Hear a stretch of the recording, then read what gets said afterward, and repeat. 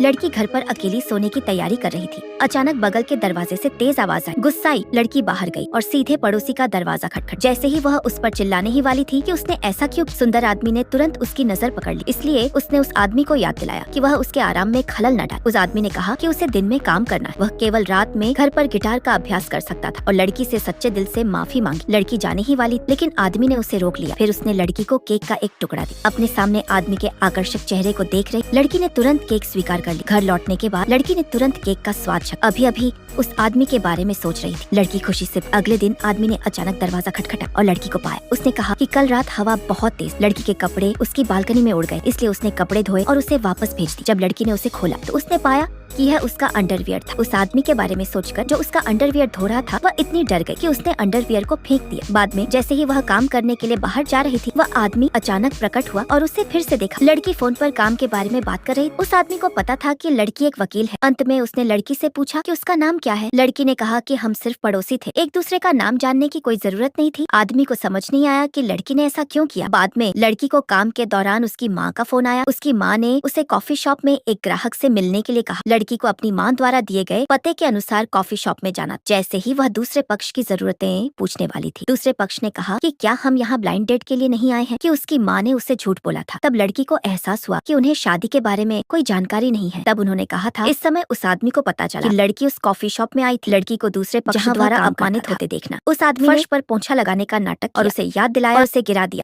कि फर्श पर अभी कॉफी रखी है, जिस पर अभी पोंछा लगाया गया है। उसने उसे अपने बगल में लगा दृश्य देखा।